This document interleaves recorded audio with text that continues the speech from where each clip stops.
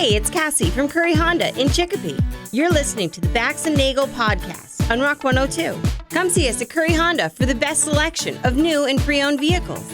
Experience the best at Curry Honda. Thanks for listening.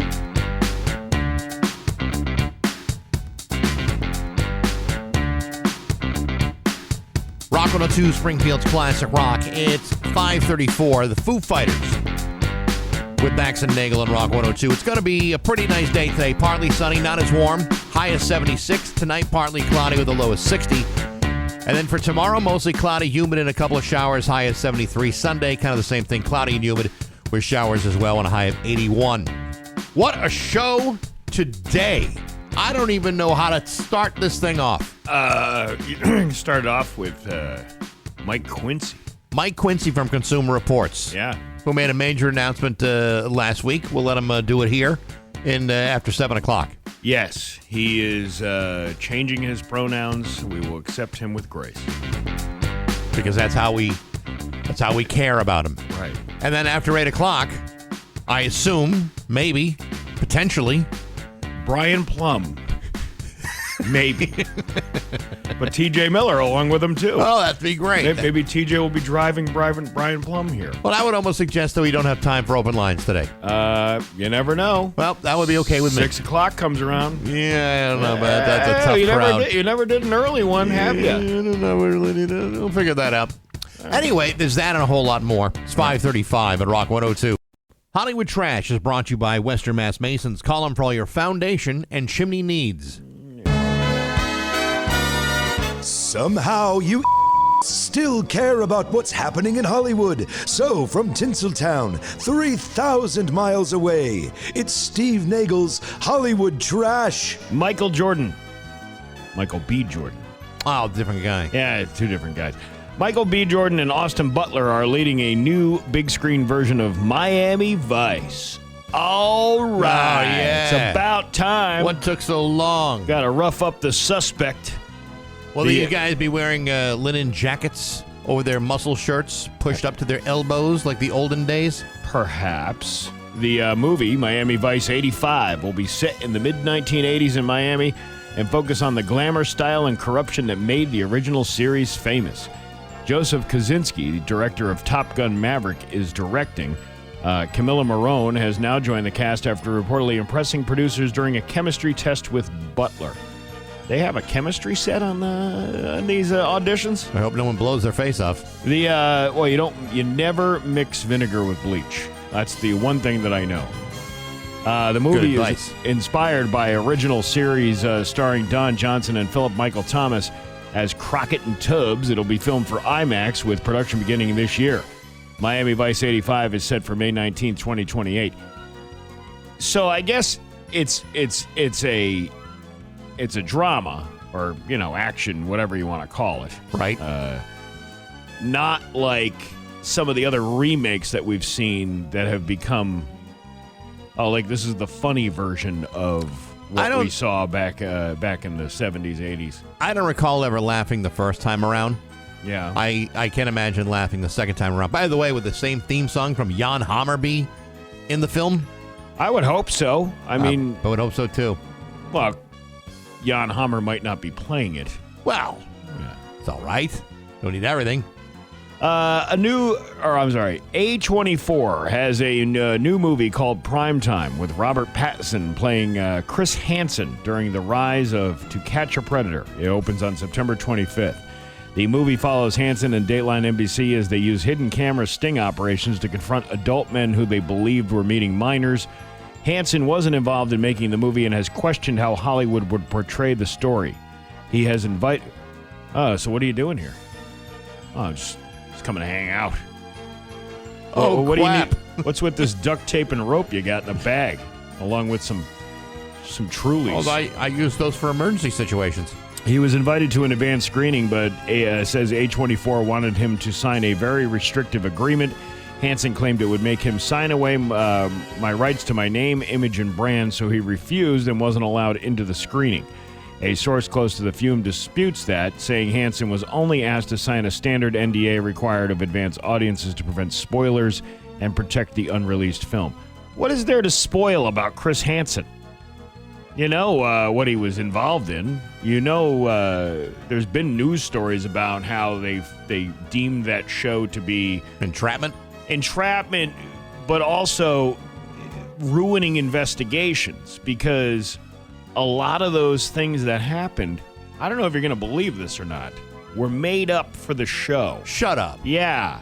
Well, then maybe this can take a more lighter, comical side of it. I guess so. Because that's the part of Predators you just never see.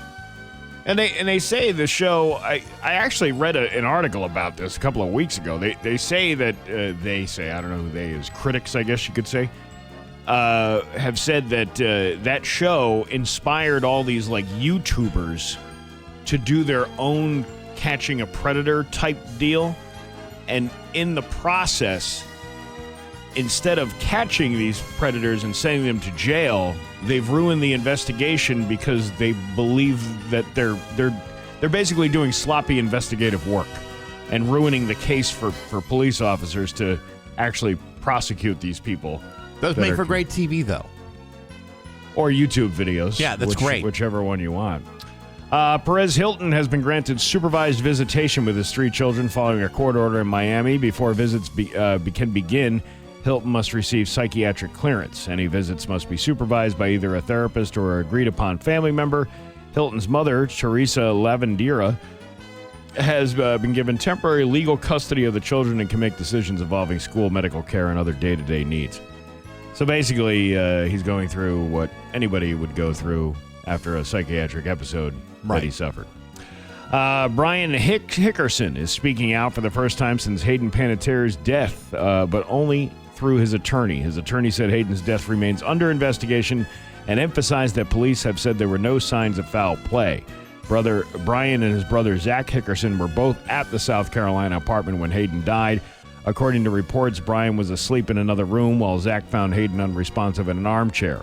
First responders tried to save her, but she was pronounced dead at the scene. Police say Brian also showed officers a bag of medications Hayden had been taking. The DEA has now joined the investigation, along with other agencies. I mean, by all accounts, it sounds like an overdose. Yeah, but they're not. You can't say it yet. They're not going to say that. Can't say it till it's official, I guess. Yeah.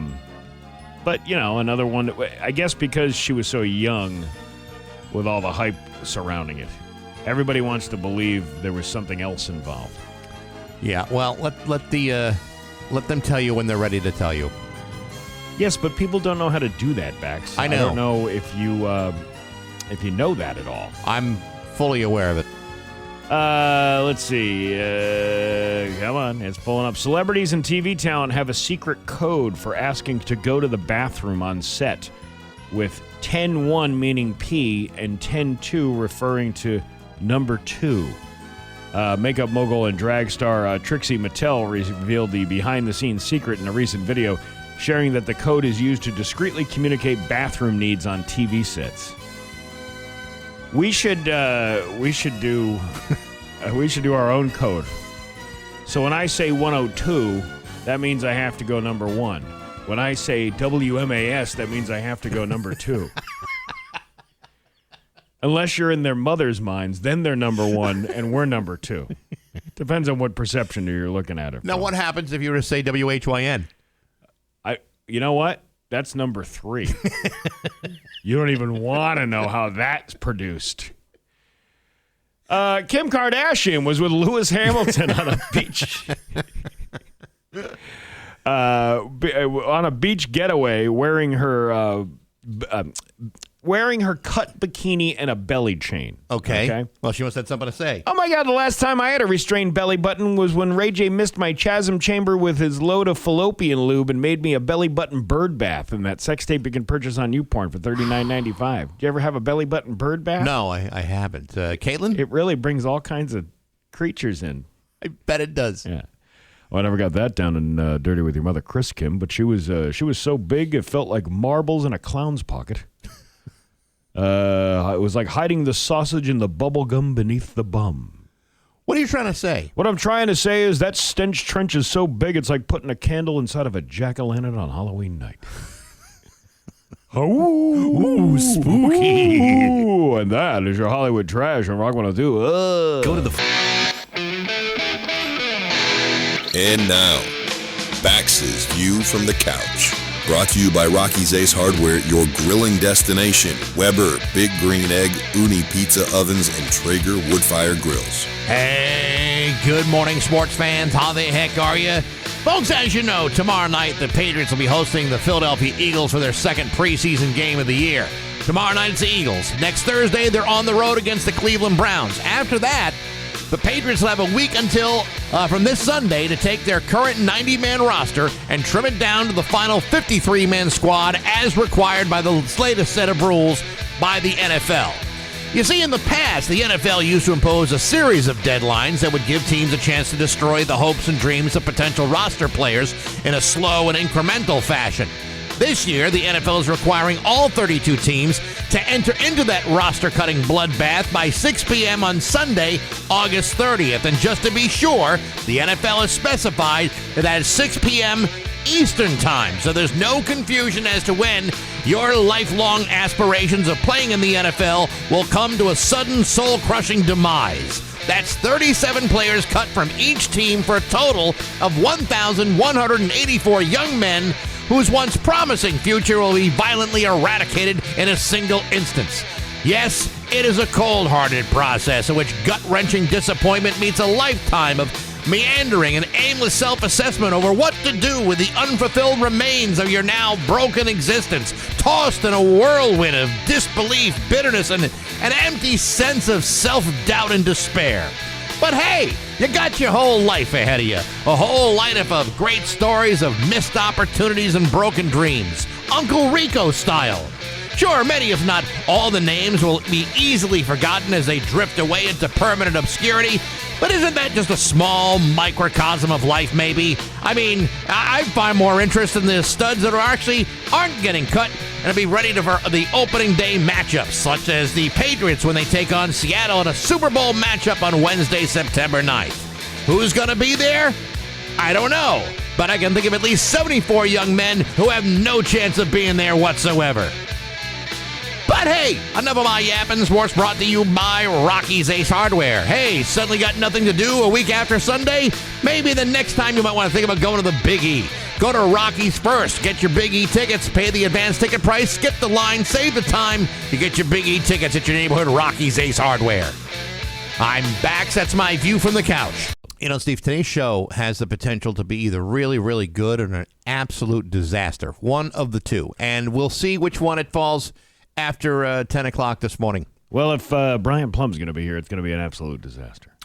No, if Brian Plum can't get here on time, then it becomes a disaster. And it's whether or not he actually listens to a GPS versus just making up his own. Now, he's aware, right, that as he makes it here to the station this morning, that he's also supposed to have T.J. Miller in the car with him, right? Yeah, I actually I went over the instructions with him last night to make sure that he is in the car by a certain time. Not because, they're staying at a giant complex. Sure. You want to make sure that you're going to walk to the car. It could be a 5 to 10 minute walk depending on where you are. Yeah, it's I don't think he paid for valet. I'm sure he didn't, and but I mean, I also would like to think that by now he realizes that radio is a time-oriented prospect. That if we say, "Hey, we need you here for 8 o'clock," that what we really mean to say is, "We need you here by 8 o'clock." Well, let's see if that happens. We also have Mike Quincy from Consumer Reports in here after 7 o'clock. We have known Mike Quincy for 25 years? Yeah. Maybe 20 years? How come his name isn't Quincy, like the town? Because he's not a pretentious tool like many people who live in the town of Quincy. All right, fine. All right, he's a good man. He's going to come in here. He has some major career news he'll be sharing with us. Very, very happy for him. He's injured, and he won't be in the draft this year. He's going to be in the shop. Yeah. He's waiting for parts. He was going to be doing the pit crew at the NASCAR. What's that big one they got in November? Whatever. The big one. Yeah, right. One.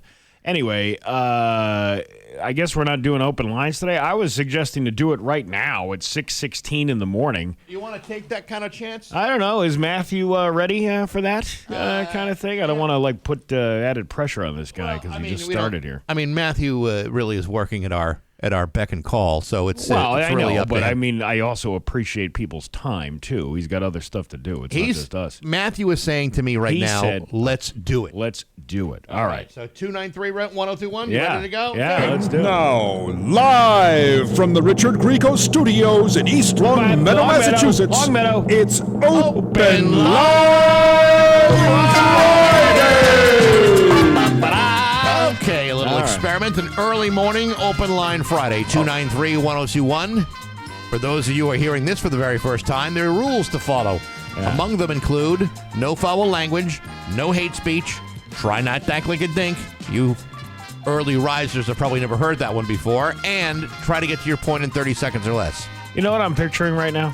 Nobody calling? Vince the plumber still sleeping in like an 80s style movie where he hears this jingle, realizes it's a different time, and is like going through a musical montage with this Price is Right theme trying to get to a phone to call me here. You can picture it now. Oh, I can picture it. Yeah. I can picture it, but Oh. I don't have. I don't see any No, phone actually, here, look at Oh, that. I'll be okay. damned. Here they go. Who's the 617 crowd? I don't know. Rock 102. Good morning. Who's this? Good morning, this is Steve. Hey, Steve, what's going on? Not much. We just wanted to say hi and have all those kids take a safe trip to school this morning. And hi to the Mrs. Bax out there. Oh, well, okay. Well, there. all right. Thank you very much. Thank you. Appreciate you calling in then. Take care, bye. All right, see, that's a nice one. Yeah, this phone was cutting out, but what are you going to do? Rock 102. Good morning. Who's this? Yeah, just for Steve, your benefit, there's a pretty section in the movie where he talks about anything that his stomach that he can't stomach ketchup on. And a large fry and a Coke. It's not your fault, sir. There's something wrong with our phones, Yeah, the apparently, phone, it because keeps that's cutting 2 out. phone calls in a row that keep cutting out. So, Did you hear it? No. no, couldn't I'm understand sorry. a word you Yeah, said. Maybe sorry next about week. that. Hold Maybe on. maybe next time at 6 a.m. All right, let's see if our third call will, because this will be the determining factor. Rock 102. Good morning. Who's this? Hey, it's Brandon. Check me. Yeah, it is our phone. Yeah, it's our phone. Brandon, we appreciate your call. And unfortunately, our phones are pure garbage today. Listen, the only thing I got to say is the Coke brings you back. Sure. All right. Well, thank you very much. I appreciate the call. Fantastic. Okay. Well, that was a good experiment. Yeah. What?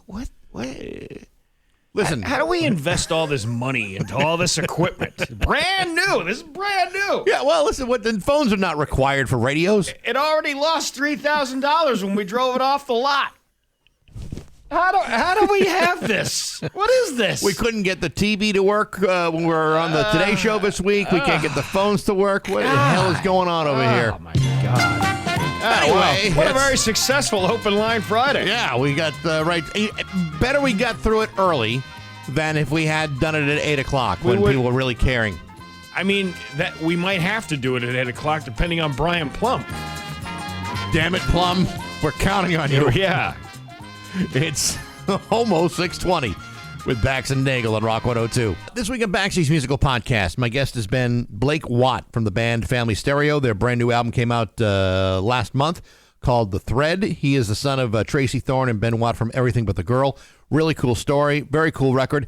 Next week, this one I'm actually really excited about. Jimmy Fleming from the band The Frogs. This is a band that had recorded a bunch of normal records and then recorded on their own a bunch of just improvised recordings that wound up really kind of catching on. And their biggest fans include people like Billy Corgan, Beck, Sebastian Bach, Kurt Cobain, who listed their album Only Right and Natural as one of the top 50 albums of all time. It's a really cool record.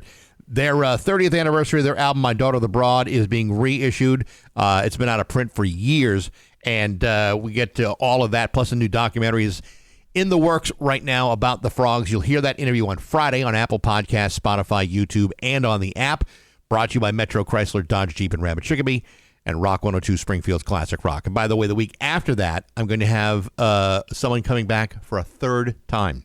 Really? It's only happened 2 other times before. I'm having a guest coming back for his third time. A three-peat. A three-peat. Only 3 people have been on the three-peat. He's got to be one of them. Richie Neal. No. Richie Neal is not musical. He makes you want to rip your ears off. I was going to say, he does have some, He makes you want to pour boiling hot acid into your eardrums. Ear-piercing yes. screams that he lets out anytime he opens his mouth. I did do my obligatory, hey, Rich, how you doing conversation when I saw him at the sheriff's picnic. I felt like, I got to say something. I didn't. I know you didn't, but I feel like out of respect, I went up to Richie Neal and I had a brief conversation. This the other guy that's running against him, he needs a van. You ever see you see this guy riding around in the van? Yeah. I want to say every freaking time I see this sign, I want to say Jerome, because I've never seen it's Jeremy. It's Jeremy with an I-E. But I've never seen it spelled that way, and for months I've been saying Jerome. See, I've been saying Jamiroquai, and it's not even close. And he's got in fact, he should wear a big hat and be like on a floor that moves around a lot. A little virtual insanity. Exactly what I'm talking about. But he drives his van around. He's getting around to all the towns in a bright yellow van. Okay, that'll definitely beat corporate money. Definitely. Yeah, GE has no match against a yellow van. You ready to laugh? Yes. All right. It's Bax and Nagle's Joke of the Day. I'm funny how? I mean, funny like I'm a clown. I amuse you. On Rock 102. I make you laugh. Springfield's Classic Rock. Let's see. Young kids don't know about the Humpty Dance anymore. They don't? Yeah, he really fell off. Humpty Dumpty jokes. Yeah, what? Why are we not telling more of those? Well, but the Humpty Day. You remember the hump? Do the hump to hump. I do. Yeah, it's a classic. It really was. That joke was just as good as our phone line.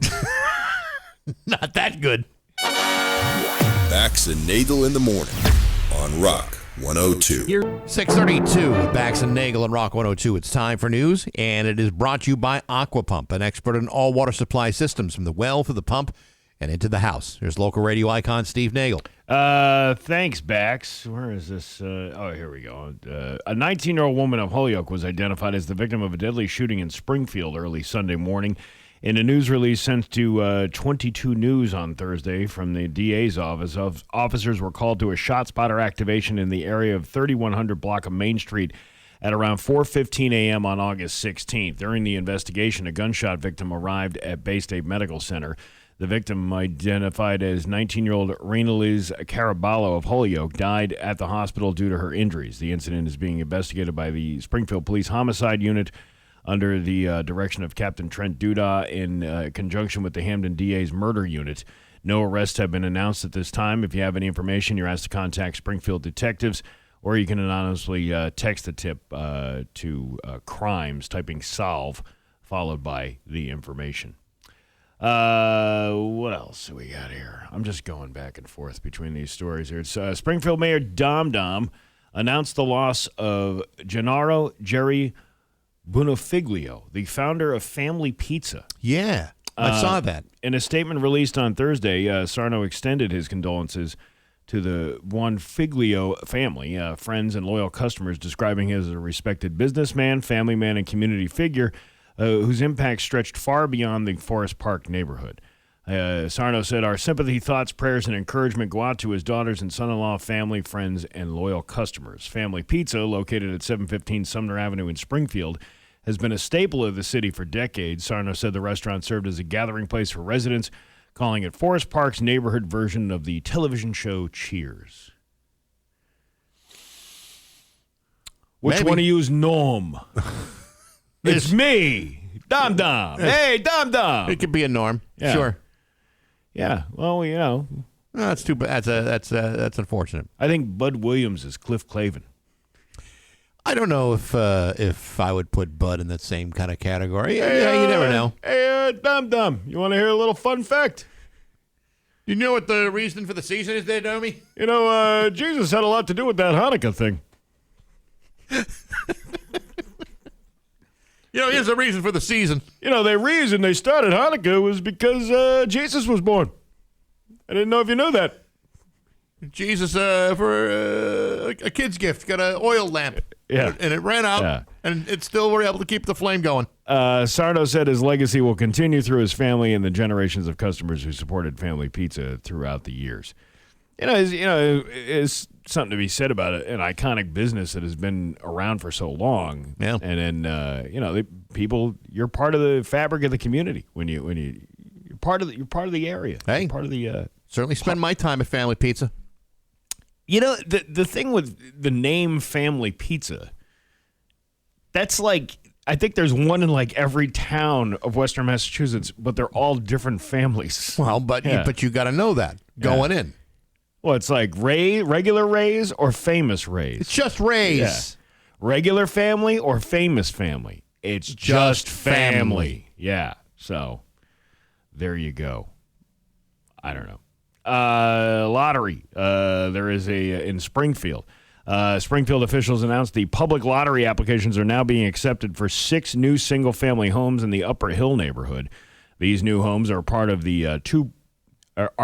two new ownership projects. The City of Homes, led by developer Wayfinders, and Old Hill Infill, led by Home City Development. To create opportunities for first-time home buyers in Springfield, the energy-efficient residences will be sold at a deep discount. How deep?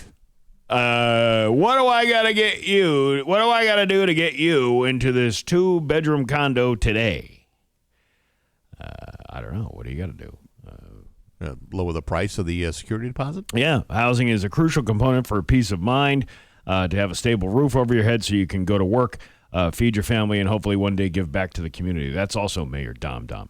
I should have done it in his voice. We'll do it. Housing and ownership is also a critical aspect of building generational wealth and prosperity. These home lotteries are transformational times, too. The properties transform, which uplifts the neighborhood, and the lottery winner's life is transformed, which lifts up the community. So you better not be going on that TV show, The Lottery Ruined My Life. There's a time and a place for everything, and that's not the time or place to go on that show. You're on a need-to-know basis, and right now, you don't need to know. Hamden DA Anthony Gallooni is now publicly opposing the state's choice for Springfield's new courthouse, calling it a miss and asking the state to redo the bidding process. The state selected the Liberty Junction proposal at 125 Liberty Street from 11 different proposals. Gallooni said the location is too far from the existing downtown legal and business district. His office at Tower Square is a 3-minute walk from the current courthouse. The new site would be about 20 minutes away. He argues the courthouse 20 minutes away at the Liberty site? Well, if you're walking. Yeah. I mean, if you're driving, then no. Well, that's what all the free parking is supposed to be for, isn't it? Well, yes. But there are some people who say, well, that far away will prevent people from going to, like, the restaurants for lunch or what have you, or some of the other things that are going on downtown. Lunchtime gambling. Lots of MGM gambling. We're meeting at the slots. We have a sidebar. Well, I can see it both ways, but I think the idea of what they're doing down the river seems like a pretty good idea. Yeah.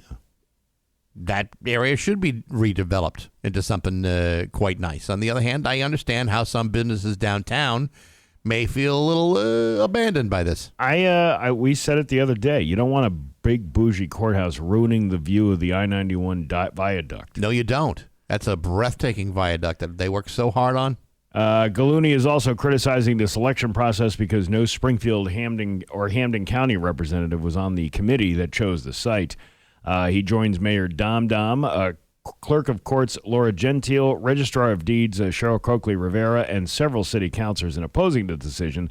The state says Liberty Junction was the best proposal at the best value and estimates it'll save taxpayers $296 million over 40 years. Which is comical, because when you heard it from Frank Fitzgerald and Peter McNally earlier this week, That would not be the case. Mm-hmm. The state would actually benefit with their plan. I mean, I don't know the full extent of the Jeb Balish, Dinesh Patel plan. I mean, it's similar in the same neighborhood downtown. But either way, whatever the plan is, it still wasn't considered. That's what they're suing about, and that's what this whole thing. That's what Dinesh Patel and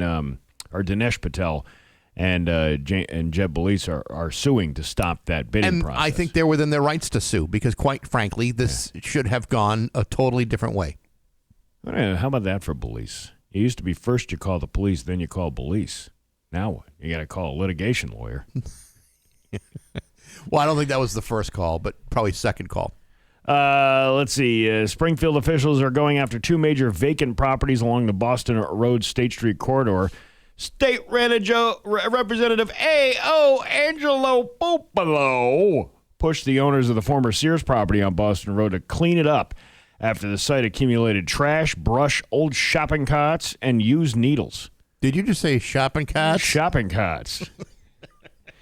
Well, that's what they did in The Family Guy, where they're putting the shopping cart off the roof. Right. But they also mentioned in The Family Guy the used needles. You use your needles to save money. That way your kid can grow up to become Hollywood kid. Then who's paying the bills, huh? Hollywood kid. The bigger problem remains the former Vibra Hospital on State Street, also vacant since 2018. Somebody could turn that building into, like, something pretty cool. And that Vibra thing. You don't even need to make residences out of it. You can make it into like a shopping cart. Yeah, a place with shopping carts. Yeah.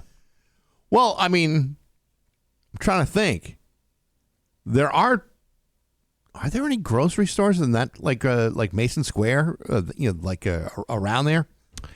I don't know, but it would be a good idea to bring that kind of thing to.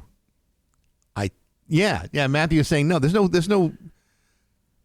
I mean, it's a big building for a grocery store, but I mean that section of town could use them. I think the closest one is on St. James, if I'm not mistaken. Yeah, the Big Y over there. The Big Y and the Stop and Shop, which is not too far from there either. But still, you remember they talked a while ago. They had that Express Big Y that was on like Main Street. I think there's still one in Tower Square. That's what I'm talking about. Yeah. And that was a really great idea. But I mean, to have like a full-size, fully functioning grocery store. Yeah. I think that would be a wonderful thing for that neighborhood. It screams for a grocery store. Well, that's the thing. I mean, you can put up liquor stores and convenience stores everywhere. That doesn't really help the residents of the area with access to food. I mean, hey, listen, marijuana businesses can grow all over the place, but one good grocery store, you've cured your munchies. No. We don't want any grocery stores. We don't want the riff-raff of a grocery store in our nice part of town. We would like a convenience store that's operating as a guise for something else. Something that's got lots of bulletproof glass all over it.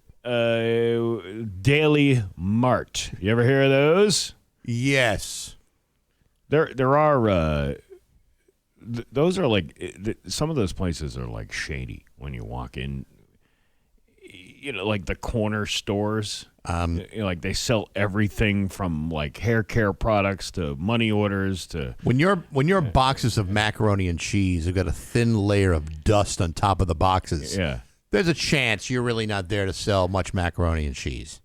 And that's the other. And when they also serve fresh food. They're like smoked wings. It's just a guy smoking Marlboros next to a bunch of chicken wings. All done. Who wants smoked chicken? Who wants smoked chicken wing? You want smoked chicken wing? Do you got buffalo wings? No. Menthol? Yeah. This is vintage smoke. This is Chesterfield. You like Chesterfield? Ooh, smoky. We have big sale on Lucky Strike wings this week. Lucky Strikes. Unfiltered Lucky Strike. I prefer a Pall Mall boneless wing.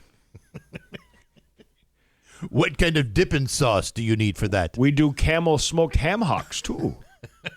Dipping sauce? You got dipping sauce? Yeah. Well, we got some chew tobacco spit over here. Thank you. Come again. Your Pioneer Valley forecast today is going to be a mix of sun and clouds with a high of 75. Tomorrow, cloudy with a high of 76. It's 62 right now in downtown Springfield. I'm Steve Nagle, and that's the news on Rock 102. Oh, yeah. Today is National Radio Day, or was it yesterday? Yes, it was yesterday. So now you're posthumously throwing a post up. Well, I mean, I realized, damn it, I probably should have done that. And then I quickly culled together as many pictures as I could get and posted it there.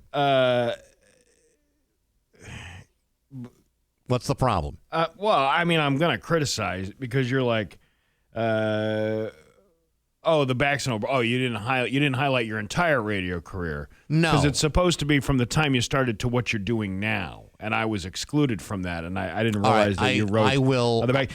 I'll make amendments. Okay. And frankly, are these not the same photos you put up as the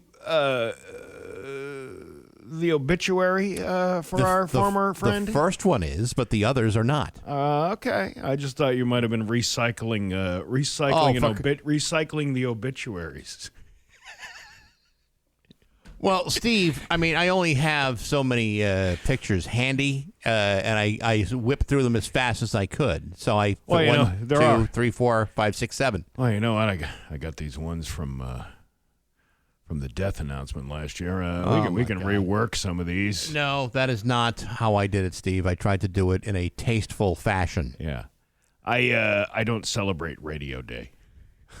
There are lots of reasons to not. It's against my religion. Is that a fact? I see all these colleagues of mine doing this thing, and it's like, who came up with that? National Radio Day. It's like, the same people that came up with National Ranch Dressing Day. And how come this isn't a holiday for us? Because we don't get anything off. We only get the big ones off.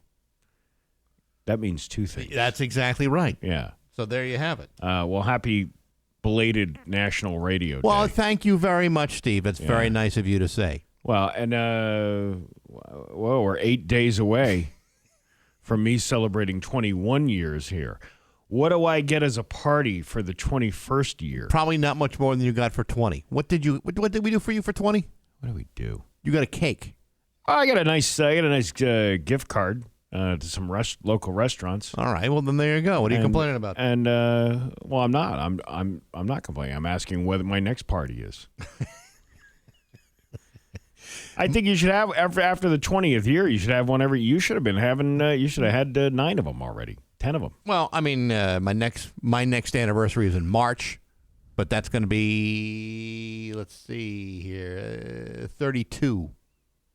32 years. Wow. Believe that? Look I at can't that. believe that. A whole lifetime. Yeah. I'll tell you what. It almost makes you think about retirement. Oh. Funny you brought that up. It is funny I brought that up. Let me just check to see where I stand right now. I have 1,850 days, 17 hours, 5 minutes, and 40 seconds exactly before I can retire from this godforsaken business. Well, I bet you somebody else is going to beat you to it. I bet you might be right. Oh, my God. Look at the time. It's 6:55 on Rock 102. Hey, good morning, sports fans. How the heck are you? Folks, tomorrow night, the New England Patriots will host a preseason tune-up against the Philadelphia Eagles. And, of course, I'm contractually obligated to tell you that you can listen to that game tomorrow night here on Rock 102, part of the New England Patriots Rock Radio Network.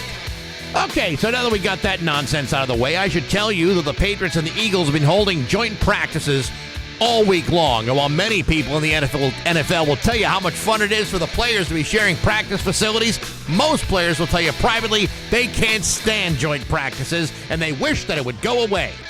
This week, the NFL fined both the Dallas Cowboys and the New Orleans Saints $500,000 apiece for a series of multiple fistfights that occurred during their joint practice on Tuesday. In Miami, multiple players from both the Dolphins and the New York Giants had to be pulled apart from each other from the field following several anger-fueled dust-ups during their joint workout sessions. Even during yesterday's practice session between the Patriots and the Eagles were problematic. And when asked about his feelings about these joint practice sessions, Eagles running back Saquon Barkley told reporters, quote, "I'm the wrong guy to ask. I hate joint practices, to be honest. I think one day is good, but more time than not, nothing good comes out of it." So this then asks the question, if the players hate doing it, and the players doing it hate the other players, and the other players aren't really happy with the players they're doing it against, then why are we doing it at all? It's a fair question that deserves a fair answer. And in this case, I've got two of them for you. The first part is, I don't know why they do it. The second part is, if you didn't have competing teams hating each other's guts in a brutal and potentially violent way, then what would be the point of paying attention to a meaningless preseason football game in the first place? Can't answer that, can you? Of course not. And that's why a good old-fashioned fist-wielding, bloodthirsty joint practice session is so much damn fun. But hey, never mind yapping. Sports brought to you by Rocky's Ace Hardware. You get up each morning, you put on your Carhartt, you get to work. Eat it. At the Westfield Rockies is a Carhartt specialist. Go to Westfield or any Rockies and get a Carhartt workwear as much as you want. Good people like Eat It in Westfield and rock solid service at every Rocky's Ace Hardware. I'm Bax. That's my view from the couch.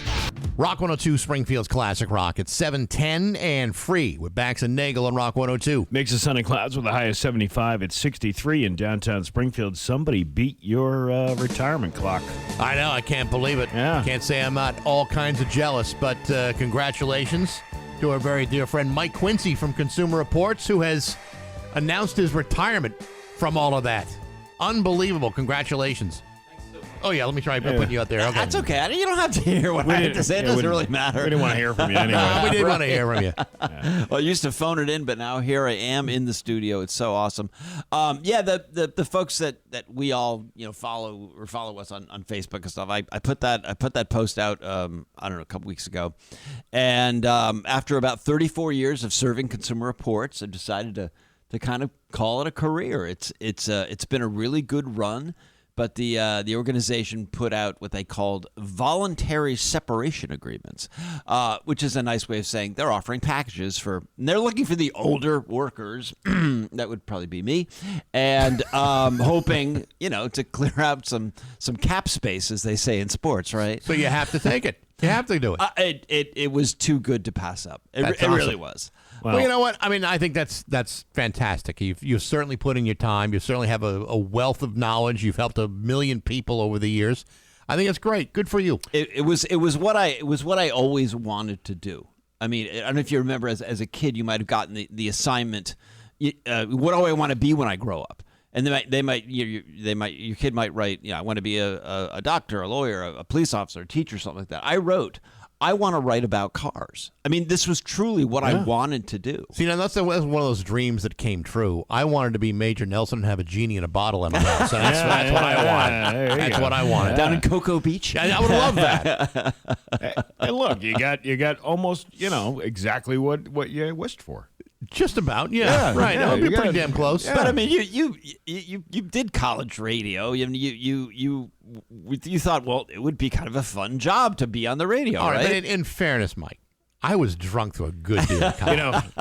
When I was a kid, I wrote, I want to make a ridiculous amount of money. And here I am making a ridiculous amount of money. Yeah, but ridiculous on the other end. Right, Yeah. It sounds like publishing, to be honest with you, Steve. Pretty much the same, right? Now, as a guy who has spent all these years looking at cars and assessing quality cars, you're now in an interesting point in your life where you actually have to buy your very first car, like the first car since you were a teenager. Well, right.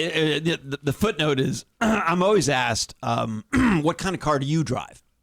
And the answer is, I drive all the test cars because I have to write about them, talk about them, and whatnot. Right. But yeah, I have to buy a car for my own. I've actually bought 171 cars for the Consumer Reports test program over the years.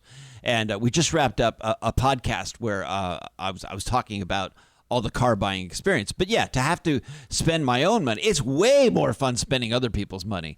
And I over 25 years of buying cars, I spent about $6.5 million of Consumer Reports money spending cars. Wow. I mean, buy cars. No wonder they want you to leave. Well, and it was part of the job. I work with about 25, 30 people at the track, and we would all get assignments to buy cars. And, a lot of my coworkers are like, oh my gosh, I don't have time for this. And dealing with the dealers is such a hassle. But I was like, well, I'll do it. I mean, I was volunteered to buy more cars, which you think, well, that's kind of sadomasochistic. But I think buying cars is exciting. I mean, the new cars. I mean, everything is new, everything is clean. No goldfish crackers in between the seats. Exactly. And I always just thought it was such an exciting time, and I wish the car buying experience was better for most people. Yeah. I kept a spreadsheet of all the dealers that I went to over the years, and because I didn't want to make it appear that I went to one dealer more than others in case we got audited. That would not look good. And the vast majority of the transactions went really smoothly. These are a lot of the dealers are just They're hardworking people. A lot of them are just super honest and just want to, they need to make some money, but they don't want to take it to the bank. But also, there were some really bad experiences, like a lot of people have experienced. So I wish the car buying experience was better for the general public, because you Google it, it's like, well, would you rather have root canal or go buy a car? Most people would say root canal. So hopefully that'll get better in the future. Now, does Consumer Reports offer mental health services to transition you back to civilian life when you have to buy a used car? Yes, they do, and boy, there's never a better candidate than me now. Mm-hmm. But so the question has been lingering around. A lot of people asking me, well, now that you have to get your own car, what are you going to get? And yes, the world's been waiting for this. I have signed a 3-year lease for a Hyundai Santa Fe hybrid. Oh, wow. Look at you. Now, what sold you on that one? A cruising range. So post-retirement plans are a really long road trip around these wonderful United States. We all have lots of Facebook friends. I've got Facebook friends from the East Coast to the West Coast. And I want to reconnect with them. I want to drive into their neighborhood and hang out with them, and maybe make a Quincy cocktail and go to baseball stadiums. My brother's out in Santa Barbara, California, and I'm going to eventually make my way there. So a Hyundai Santa Fe hybrid has a 600-mile cruising range, which is what I really like. It has good seats, it has good controls, and I like it. Steve, is there a part of you right now that's thinking like Carly Cosenzi and Gary Rome are both dancing on their desk? He picked us. He picked us. We got him. He didn't buy him from us, but he picked us. He picked us. We got our brand. I'm not endorsing any particular dealership. So let me just get this straight. You're going to take a brand new vehicle, you're going to drive across the country, and you're going to meet all your Facebook friends. Yeah. This sounds like one of those Dateline episodes of The Car Guy Gone Missing. He lit up a room. My wife is going to have the biggest party when I walk out. No, I love road trips. I love solo travel, and I'm very content sipping on some coffee, cruising down the road, listening to music, listening to podcasts, listening to audiobooks, and seeing the sights. I've flown over this country hundreds of times. But to see it on the ground level, that's the best. I'm not.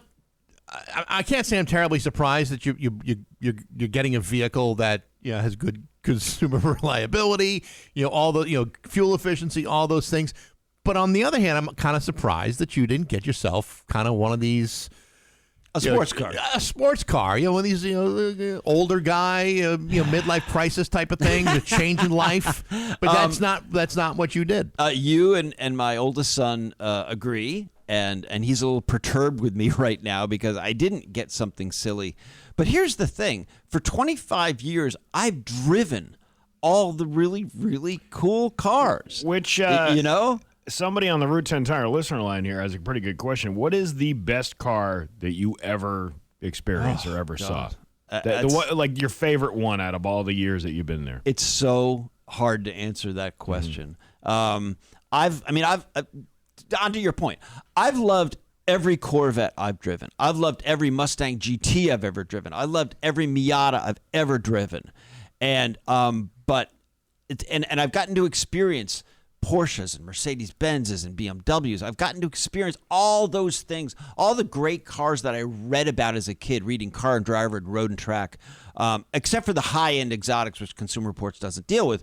But like my automotive fantasies have just they all came true. And so if I didn't get a chance to drive those really cool cars, maybe I would.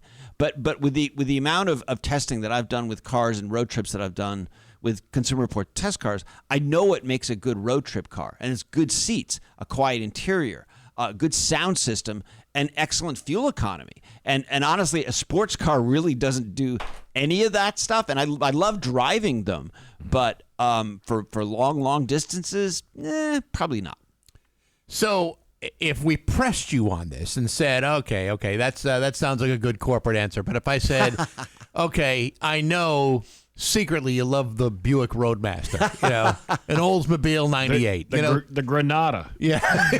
I test the Granada is what I took my driver's test in. We had like a 76 silver Granada. Yeah. Oh, that's funny. Totally cherry. I had a friend who was illegally driving his dad's old Granada that had no registration on it and stolen plates. We took it everywhere. That's Mike's first car, right probably there. the first one. But I mean, it's kind of like deciding what your favorite child is. Trying to pick what that is. Well, yeah, I mean, it's so I don't really have a good answer to that question. What category would you say? Muscle car. I guess. I mean, I was very tempted to get a new Mustang GT because the last one that we tested, it was redesigned just a couple years ago, and I spent a lot of time driving it. You can still get a manual transmission, which I love. The 5-liter V8 that Ford puts in that car is fantastic, and it's actually pretty comfortable. It isn't as it doesn't smash up your insides as much as like a Miata does.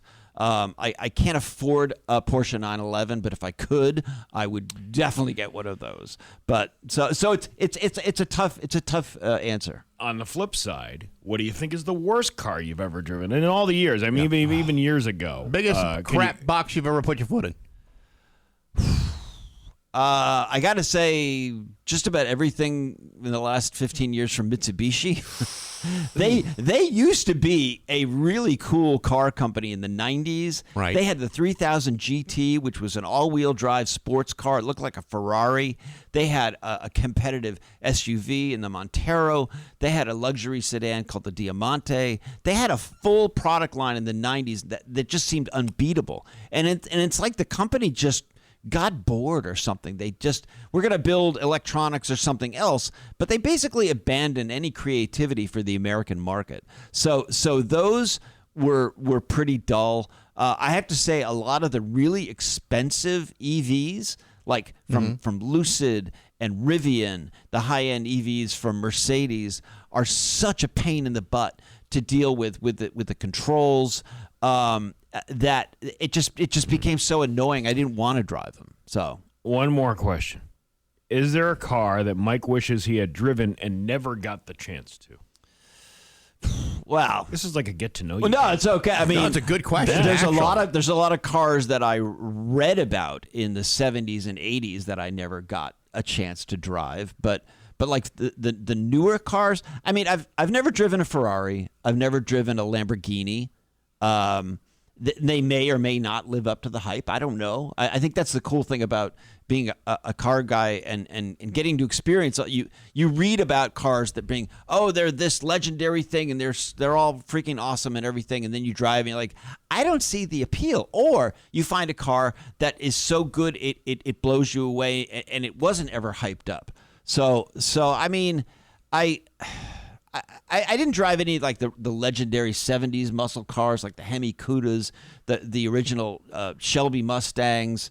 I haven't driven like a vintage 427 Corvette. And maybe I will one of these days. Like the 80s Grand Nationals were pretty cool from Buick.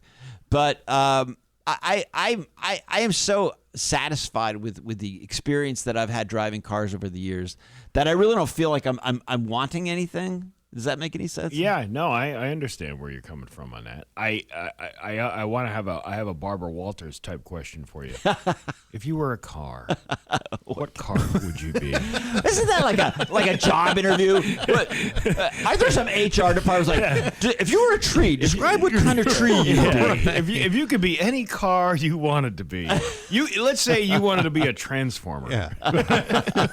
My wife would probably describe me as a car with a really noisy exhaust system.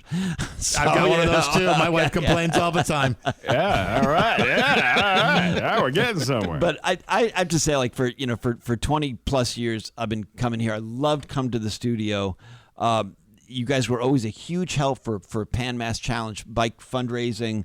And I just want to give a shout out to some of the people that I've met from being on the radio, whether it's in person or Facebook.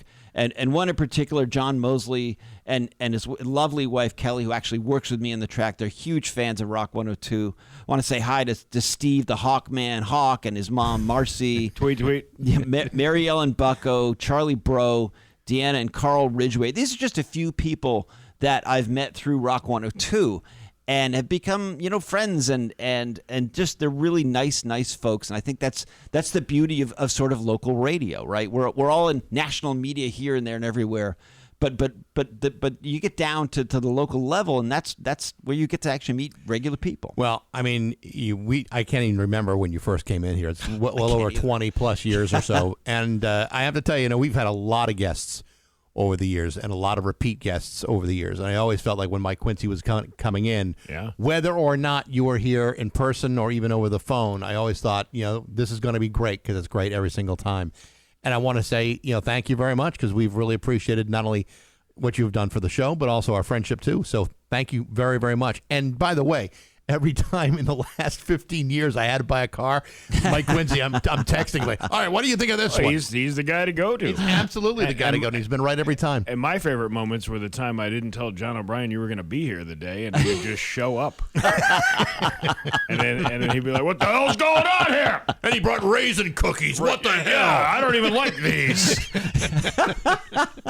He would get a little testy about some of the baked goods, I have to say. Absolutely. I never complained. Whatever it would be, I would always happy. Can I make one confession about the baked goods? Yeah. Of course. So most of the time, actually, I baked them. I always gave credit to the lovely Michelle. Whoa. Yeah. Oh, is that why they were bad last time? No, they were not. We ripped those up pretty good. So, but she always made the heart attack brownies. But just about like all the cookies, I made those.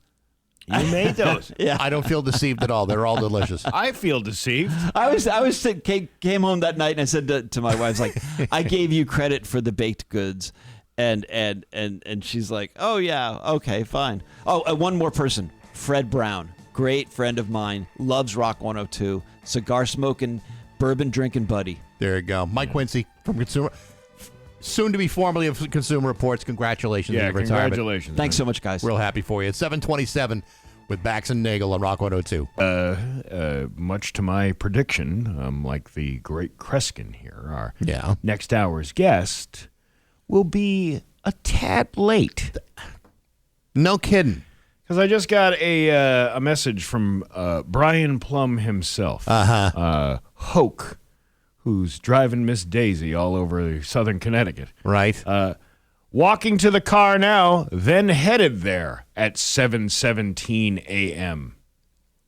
How long does it take to get from... About an hour. An hour? Yeah. 7:17. That puts them at like 8. Okay, all right. About 8:30. So we'll have to rearrange some things because somebody... How did I predict this was going to happen? You knew it was going to happen. Yeah. And that's without traffic between here and there. Well, I think you're all right coming this way. I think going down into Hartford might be a little bit. But either way, if you're coming up that way, you're going into Hartford, you're still going to probably hit traffic. Well, good on him. Yeah, there you go. Way to go. Hey, we got news coming up next to Rock 102. 7:35 with Bax and Nagle on Rock 102. It's time for news, and here's local radio icon Steve Nagle. By the way, brought to you by Harrison Diesel Solutions, an authorized Jordan dealership. Jordan? Yes. No way. Jordan? Yes. Sweet. Yes. That's awesome. 2 Massachusetts men now face federal charges connected to a drug-related shooting death in Rutland. Police say 32-year-old Christopher Hale was shot and killed on a porch on Elm Street in November of 2024, but court paperwork indicates he was not the intended target. Now a slew of people face charges, including Dylan Wainscott, 32-year-old Precious Okori both of Springfield. They have already been indicted on a number of drug and gun charges. A new indictment adds to the existing charges, specifying that they allegedly used a death by discharging firearm during a drug conspiracy. Federal authorities say they will not seek the death penalty in connection with those charges. Wayne Scott and Okori were both already arrested on state charges, and all of the suspects are behind bars pending charges. That's what they get you, even if you're in another state. Oh, they'll come find you. If you were rerouted on the Mass Pike yesterday due to a crash on Thursday evening, we can tell you why. And I say we as a representative of Western Mass News. Okay. Massachusetts State Police said a tractor-trailer rolled over in Chicopee just after 6:30 last night. Troopers from the Westfield Barracks responded to I-90 near the off-ramp at mile marker 51 that connects the Mass Pike to I-291. Thankfully, no injuries were reported. The off-ramp was temporarily closed while crews worked to move the tractor-trailer and get it towed. I drove down to Mohegan Sun last night. Yeah. Did you get there on time? I did. At least you know why? Because I left early enough. I actually left early because I knew that there would be traffic. Right, And of there course. was. I ran into traffic, and I was probably sitting in traffic, delayed traffic for about 40 minutes, throughout the trip. Well, you got to accommodate for that kind of thing. Stop and go type of stuff. Anyhow. But I'm driving down there, and I'm on 390. When I finally get down to 395, I'm like, thank God I'm not on the other side of the road. There was this nasty accident that happened, and you could see the traffic backed up for a couple of miles. And there's a spot on 395 where there's no – it's probably got to be 5 or 6 miles where there's no exit to get off. That's right. And in that section where you come through like Norwich and all that stuff. So you're stuck. I'm not stuck. I'm looking at the traffic on the other side, thanking the lucky stars that I didn't. You got to get to Mohegan. Yeah, and that ride from Mohegan to Springfield can be quite daunting. It is, Brian. Daunting. Yeah, I don't know. We should just give him crap. I wonder if he's even listening. I don't know. Now. We're going to light him up like a Christmas tree when he gets here. I mean, they do get the signal down there. He's probably not even in the car. He's probably looking for the car. Where's the car? I don't know. Well, this is what happened up in Syracuse. I told you he couldn't find the place up in Syracuse. The one night I brought him back to the hotel in Buffalo, he had a boot on his car because he didn't pay the parking fee. He actually got away with it for 2 nights before they booted the car. I don't know how he avoided that. I guess there wasn't a guy on duty, checking the license plates until the weekend. Well, we'll have to ask him how their ride was when they get here eventually. Yeah, when do you think that's going to happen? Personally, 8:45. Electric boat. You ever have an electric boat? No. Have you ever been to the Crystal Mall in Waterford? I think I may have, yeah. Well, now it's a electric boat. They're knocking the mall down, and they're putting a boat place up. Oh, okay. Yeah. Company officials are expected to provide a more defined timeline on the building at 10 a.m. Electric boats at the site will have 4,000 to 5,000 workers, making it Waterford's largest employer. That's a lot of people to be bringing in to an area. Well, electric boats, that's a big organization. What do they sell? Boats. They've had government contracts in the past. They're a big deal. Do they sell electric boats? Or is it typically they buy they construct, build, and sell boats that run on electricity. Is it like electric boogie woogie woogie? No, it's more like building submarines. Yeah. Things that float, things that dive. That's what they do. Oh, I had no idea. Yeah. I mean, it's not like you're buying like a fishing boat from Electric Boat. You're not buying like a canoe or a pontoon. Oh, that's what I thought it was. No, I wonder why they have that many employees for pontoon. Because boats. these are serious boats. These are like these are boats that the average dude is not going to put on, say, like the Quabbin. It's not like an electric kayak. You're not gonna plop this in the Connecticut River and go to the Rainbow Beach trying to avoid all the sloppy sewage around you. You know what they have? They have poo canoes down for the Connecticut River. You ever have the poo canoe? I have not. That's every canoe that goes into the Connecticut River. Electric boat is like a arm of General Dynamics. It's like a serious government contractor type of thing. It's not just some guy selling RC boats. No, out of a hobby shop with 4,000 to 5,000 employees. You don't buy like a roof rack for an electric boat for your car. Harvard Medical School has agreed to pay $53 million to settle lawsuits involving its former morgue manager selling donated human remains. Donated human remains. Well, like on Facebook Marketplace or something? Yeah, who needs eBay? This will cost you an arm and a leg. Right here on Facebook Marketplace. Interesting trades accepted. Cedric Lodge stole body parts from cadavers donated to Harvard for medical research and education. Authorities say he sold and shipped brains, skin, hands, faces to buyers around the country. In one particularly disturbing case, skin was allegedly tanned into leather and used to bind a book. And the book can also be used as a hat. Or a brooch. Or a pterodactyl. Lodge was sentenced to 8 years in prison. His wife, Denise, received a little over a year for helping him. Harvard says it did not know Lodge was stealing or selling the remains. The settlement covers families of people who donated their bodies between 2018 and March of 2023. Harvard says it has since made changes to its anatomical gift program and plans to create a medical school scholarship honoring body donors. An anatomical gift. Is that you put that on like a bridal registry? I'd like a human spine and these teacups. No, I saw that on a Craigslist ad, though. Oh, I see. I have an anatomical gift for some lucky person out there. Who would like an anatomical gift? It sounds like a real conversation piece they put on your coffee table. Now, when you trade parts like that, do you meet at you know how they have the police station? Hey, we have an online selling lot that you can come to the police station. Do these like get distributed at like a rest stop? I don't know, on the side Steve. of a highway. That's a good question. With scenic views, perhaps. That's a very good question. I'll meet you up at Swallow Hollow, and we'll exchange limbs.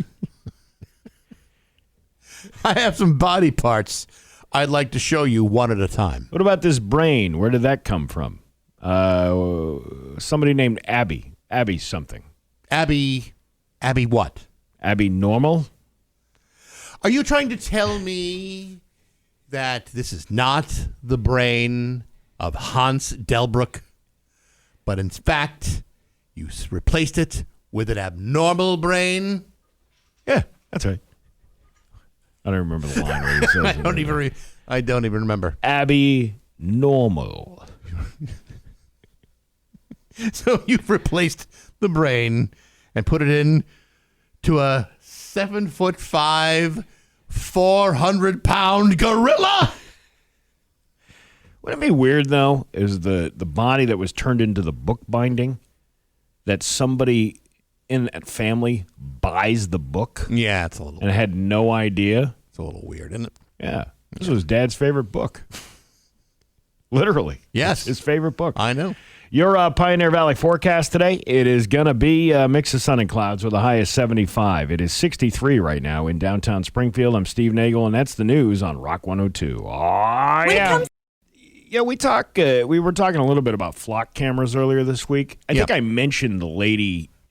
Did we talk about the lady? This is how I can't remember. Jack Squat. Did we talk about the lady who was wrongfully accused of stealing a package off somebody's front doorstep?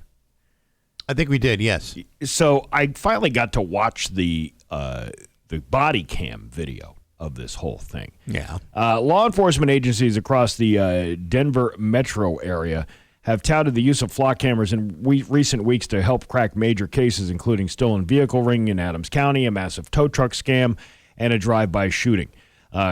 Christiana Elzer, however, has a much different story about the use of flock cameras. It started with the first ring of her doorbell. Columbine Valley Police Sergeant Jamie Milliman said, "You know why I'm here." The interaction was captured on her doorbell camera. She felt she was already guilty in the eyes of police.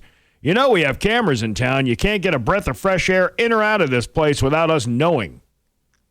This is what the cop is saying. Okay. It started as an attempt to confirm whether Elzer's truck, a green Rivian, was the same vehicle seen driving through the town of Beaumar, and it quickly escalated. It went right into, "We have video of you stealing a package," Elzer said.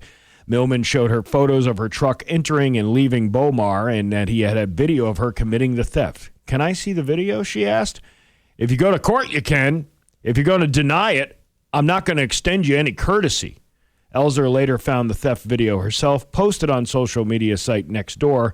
"When I saw it, I said, sure, it's far away, somewhat the same silhouette," she said, "but nobody hopped into a truck, and I think she was significantly younger than almost 50. She said what happened next was even more concerning. It became my job to prove my innocence, and I thought it was supposed to be the other way around. On her doorstep, the officer issued her a summons without even looking at surveillance video Elzer had herself. "We can show you exactly where she were. We can show you exactly where we were," she told the cop. "I already know where you were."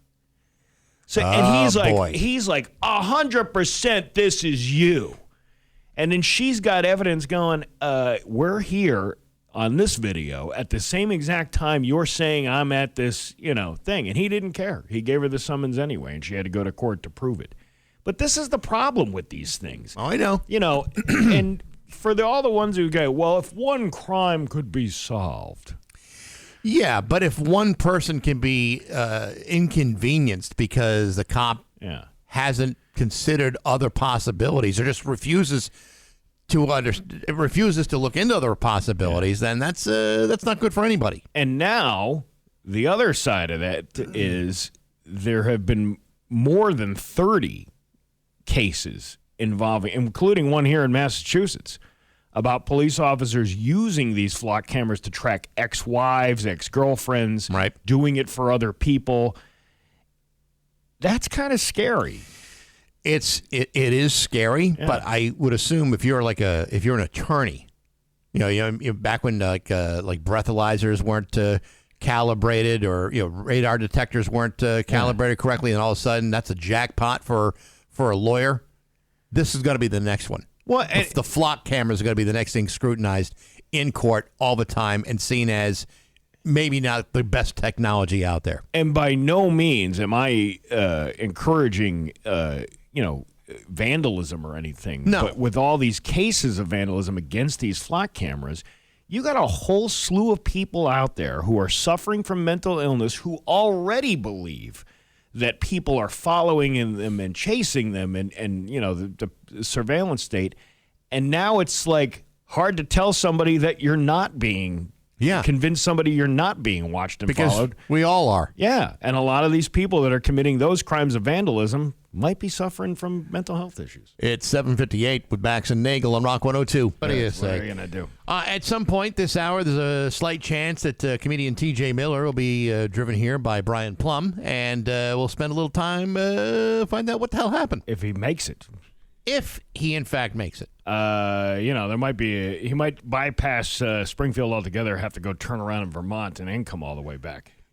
I'm beginning to realize I put nothing past nobody when it comes to this. Speaking of nobodies, let's talk to the open line people. And now, live from the Richard Grieco Studios in East Long Meadow, Massachusetts, it's Open Line! We really got to dub in. Yeah, we got to figure something out. Like a fake voice in there. Okay, 293-1021. That's the number for Open Line Friday. Let's review the rules, shall we? No foul language, no hate speech. Try not to think like a dink. And try to get to your point in 30 seconds or less. It sounds easy, but people, after all this time, still have a little bit of difficulty doing that. Which is why we're going to start off with a high dink quotient caller. This is Vince the Plumber. Good morning, Vince. How are you? Hello? Hi, who's this? You're messed up. All right. This is the. I think we're gonna have to drop this segment because I don't think this is gonna. Rock 102. Good morning. Who's this? Okay, very good. Well, there you go. Perfectly good. Perfectly good. Open Line Friday. Apparently, the Amish wood-burning quality of our phones is not allowing us to take your calls. Well, it's so antiquated. It was. It's from March.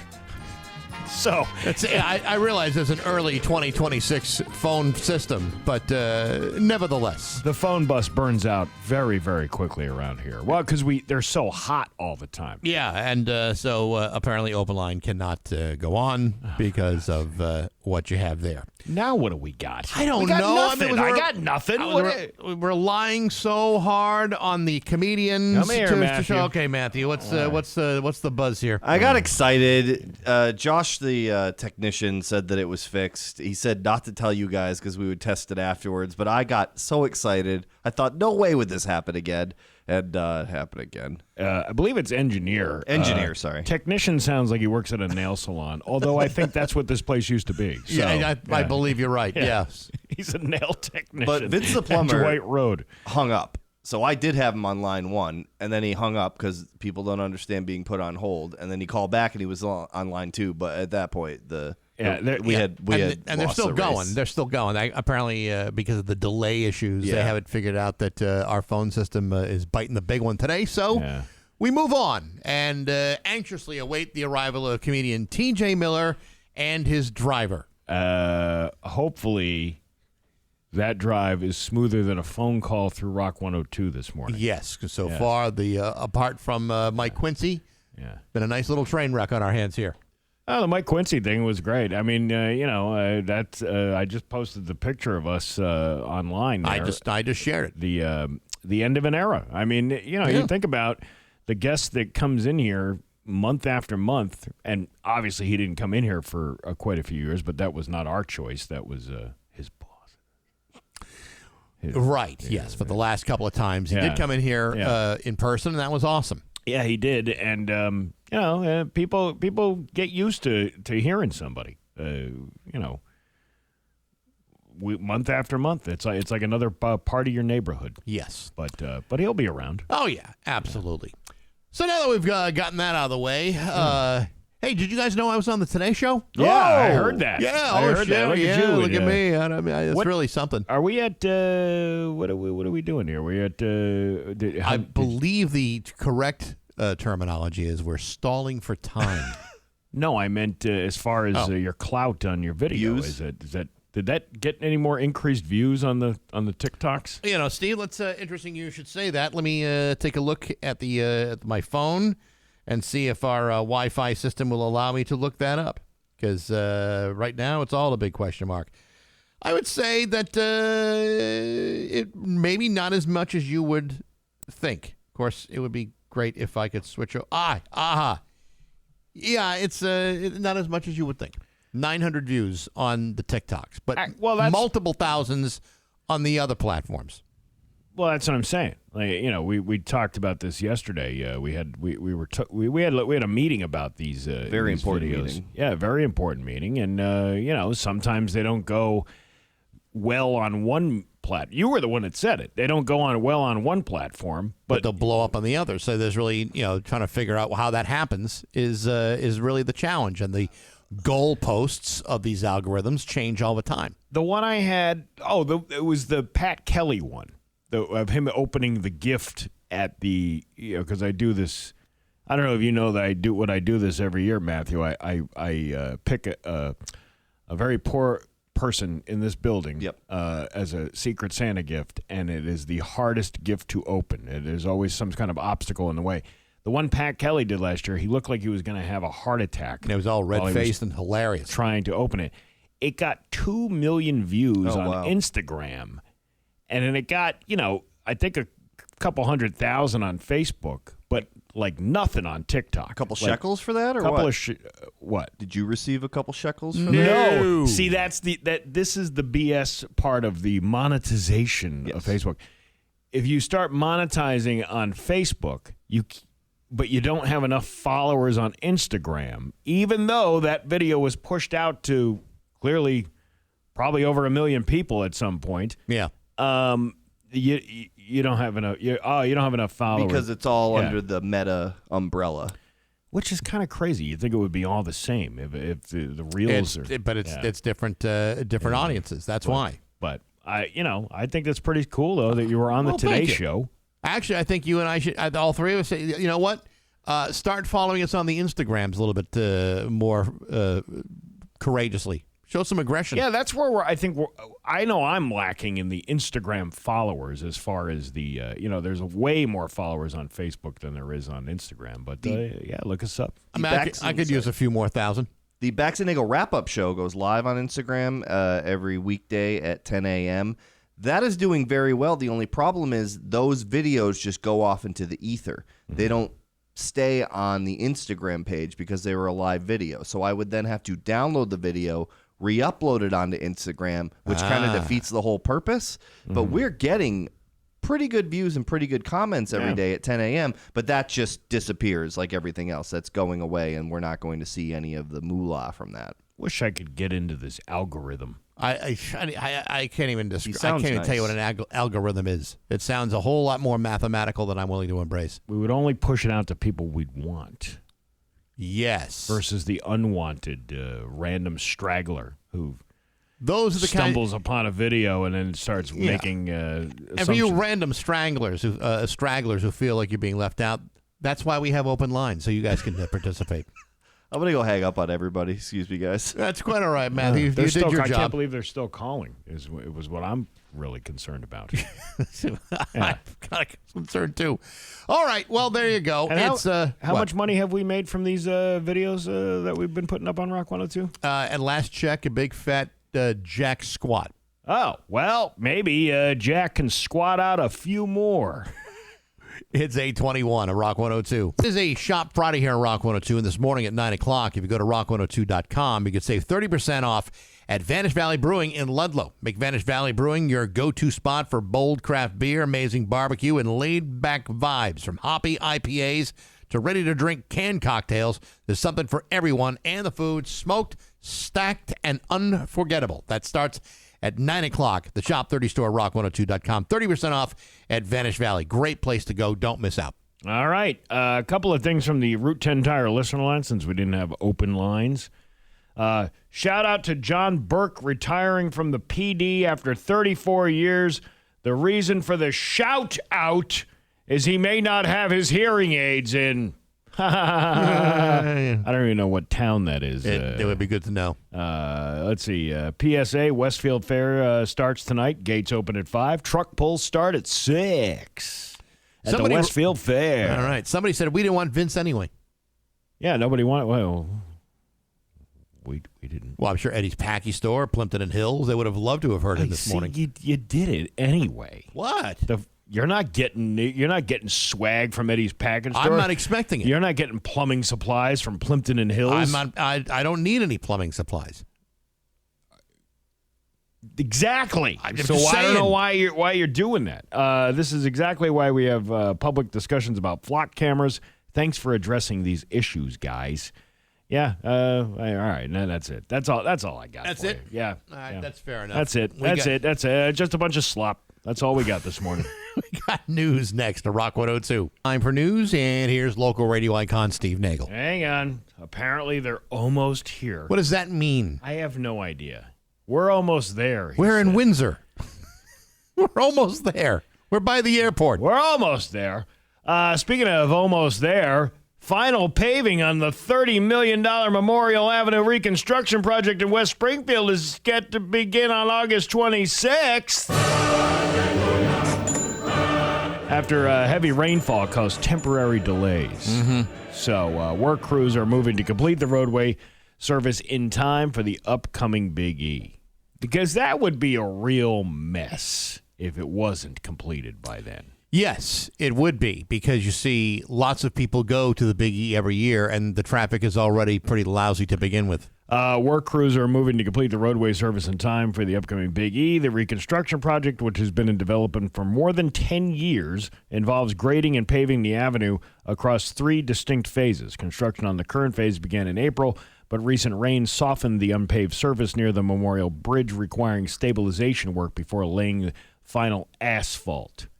You don't want to have a wet asphalt. No, you don't. You don't want cracks in your asphalt either. No, you want to be able to lay your fingers right down on the asphalt. You want your asphalt so clean you could practically eat off of it. You want to kiss the asphalt. It's got to be so clean you can kiss the asphalt. Let's hope that's the kind of asphalt we get to see. Near the Memorial Bridge, the roadway remains unpaved, lined with dirt and orange traffic cones. Like a bunch of landscapers have parked outside doing the weeds. That's right. Drivers passing through the corridor have reported difficulty navigating the section and identifying proper lanes due to the ongoing work. West Springfield Mayor Will Reichelt explained the heavy precipitation created unstable ground along the remaining segment of the road. With all the rain, the whole road surface, so last third softened bit too much. They injecting harden up and they will pave next week. Who is that? Will Reichelt. See, it sounds like the kind of guy that would hang a garage door with Johnny Depp. Actually would, sort of, a little bit. But I haven't heard Will Reichelt in a long time. I think that's how he sounds. Contractors are injecting material into the ground to stabilize the base before the asphalt can be applied. You don't want to smother the asphalt. I like to apply a good asphalt, though. Once paving begin, workers expect to complete the application in approximately 1 week. Local officials anticipate the upgraded road will improve safety and support surrounding commercial areas.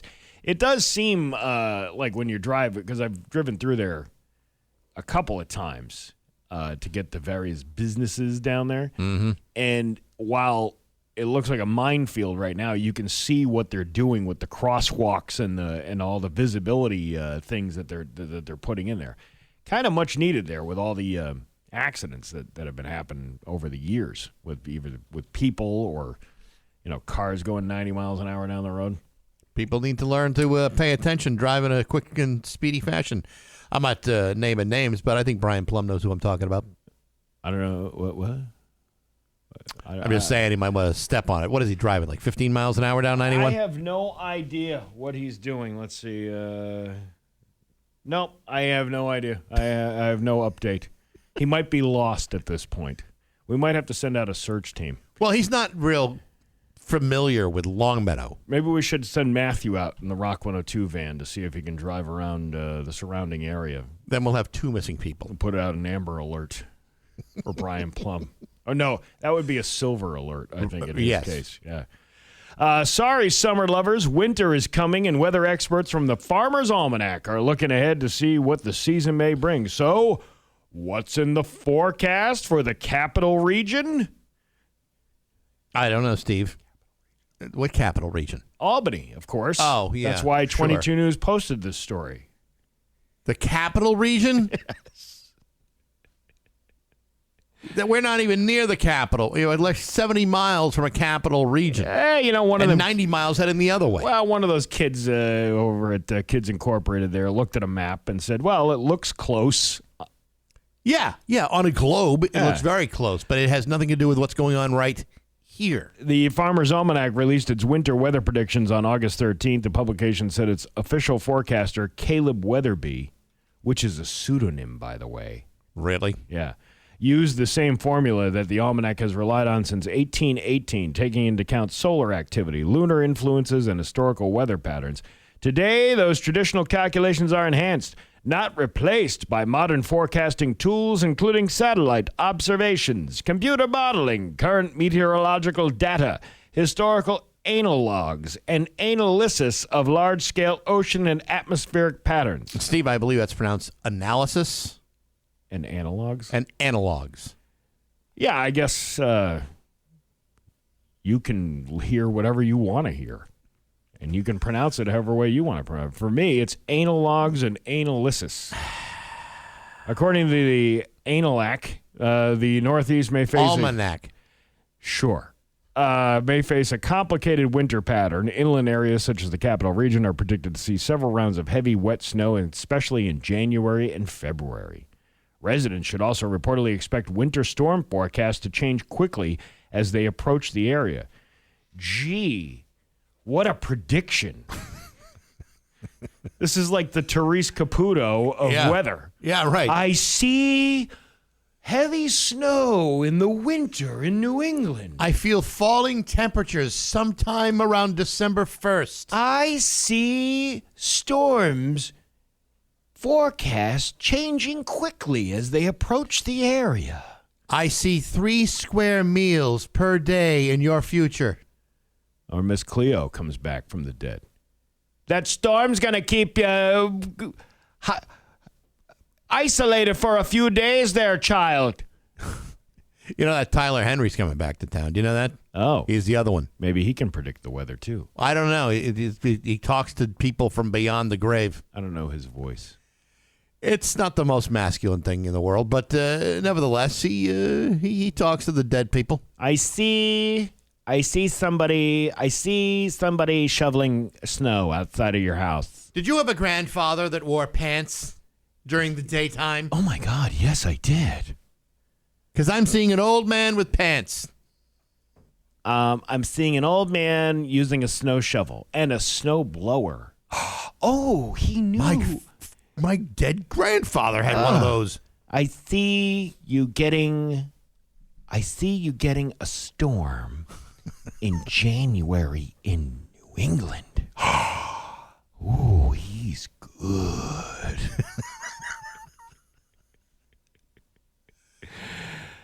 The prediction covers the entire northeastern region of the U.S., so that's why they're throwing it in. They started out with Albany, but then they're like, we'll just throw it in for the rest of the northeastern U.S., because anybody can say there will be snow in January and February in New England. Yes, but this goes beyond just simple prediction. Yeah. This is almost science. Almost. Science! Let's see. The retreat of glaciers is revealing more than melting ice. It's uncovering the remains of people who disappeared in the Swiss Alps decades ago. On July 26, a hiker discovered human remains on the Trift Glacier after they were exposed by melting ice, according to regional authorities. DNA analysis has now identified the remains as those of 2 Belgian mountaineers who went missing in the region in 1992. The men were 39 and 41 years old when they went missing. As the glaciers continue to retreat, bodies preserved beneath the ice for decades are increasingly being exposed. That's something to come upon while you're out in the woods. And what's this? I came upon a body out in the woods. What did you do? I kept walking. Yeah. I had to be back by midnight. Around the same time, the body of a man who had been missing for 28 years was discovered on a melting glacier in Pakistan. The Associated Press also reported in 2017 that Italian rescue crews recovered remains believed to be belonging to hikers who faced Mount Blanc in the 1980s and 1990s. All right. Well, yeah, you're walking along and all of a sudden you're like picking up, hey, look, a frozen banana from, wonder what the carbon dating is on this thing is. And it's really just a body part from somebody who got milk. To me, this sounds like the potential of like a future Dateline episode. Mm-hmm. So I'd probably either walk back down or swear off hiking for the rest of my life so I don't run into dead bodies anymore. That is pretty gross. It's disgusting. I have this like innate fear doing all this hiking that I do of like, because you hear about it sometimes that somebody, not necessarily murder or anything, but somebody like, an unattended death in the woods. It happens. Sure. It happens all the time. I just don't want to be the one to stumble across that. Well, you hear these stories about people, climbing Mount Everest. Yeah. It's nothing but dead bodies up there. That is And they're all creepy. frozen. So Yeah. they nothing's rotting. You see just like a guy in a parka just lying there because he just couldn't make it. Yeah, it's crazy. Your Pioneer Valley forecast today? Well, No, go ahead. I'm just padding for the guests. I know. It's going to be a mix of sun and clouds with a high of 75. It is 63 right now in downtown Springfield. I'm Steve Nagle, and that's the news on Rock 102. Rock 102, Springfield's Classic Rock. It's 8:51, and no the bagels. Foo Fighters at Rock 102. 63 in downtown Springfield. I didn't bring bagels because you told me. But you're Nagle the Bagel. You lost interest when I told you what bagel you wanted me, what my favorite bagel was, and you said you lost me at cream. But then what else did I say to you, Steven? You do whatever you want. Watch this. This is the problem with Nagle the Bagel. You can't trust him to host I the show. asked you if you wanted He's me to hosting go. the shows at Comics Roadhouse tonight and tomorrow night. 2 shows. Yeah. Yeah, it's a smooth transition. Yeah, and I'm here with Brian Plum, one of the funniest comedians I've ever come across, and responsible. I when try and he be says, responsible. I'm leaving because I can't host the rest of this because I have a daughter and I'm a bad father. Brian at least will make sure that whoever's going to close the show is going to close it. But Brian's great. And then, Steve, you'll be there ruining the show tonight and tomorrow, right? Absolutely. Oh, that'd be great. I'm more than happy to ruin your program. Comedian I love it. TJ Miller is in the studio. It's great to have you in such a timely fashion. I know you guys. Normally when we book a guest, we try to have like a 46-minute window before when they're supposed to arrive and when they actually show up. So thanks for filling in that window. It's perfectly planned. There's no 46-minute buffer as a rule. Believe it or not, in a time-related medium such as this, we rarely see it this way. But this definitely shows. This definitely shows some interest. They're doing a great thing where they've ripped apart all of the roads in this area, and they've decided not to do anything after that. So they ripped apart the roads, and they're kind of leaving them up. It's almost like the show last night when Steve ripped it apart when he swore that someone would come on stage after my show and not leave me hanging. Oh, no, sir, I don't mean to interrupt Nagle the Bagel, but I asked you said, do you want to have some bagels for you on Friday? Yeah. And I said, well, I mean, if Nagle is bageling. And Steve said, what's your favorite? And I said, the Nagle bagel. How do you always take it? And he said, cream cheese and butter on an assaggio. And you said that I just said I lost interest, right? It sounded you like lost interest in reading the entire text. Well, because I had to leave. It says, he said, cream cheese and butter on an assaggio. I said, you had me at cream, lost me at cheese and butter, right, and got me again at on. And then I'm in limbo now with the assaggio. But yeah, man, let's do it Nagle style. So apparently Nagle style is to leave people hanging. Cream cheese and butter. To not do what he offers to do. Listen, I talked to the guy at the club, and he said, I'm going to do this announcement thing at the end of the show. And that's when I said to you, Dan says he's going to do the end of the show. Can I leave? Because I've got to get up early to come in here to this place. So he could wait for you guys to show up in a timely fashion. Yeah. I see. Did we not? You were supposed to be here at 8 o'clock. In charge. Well, I thought, 8 o'clock?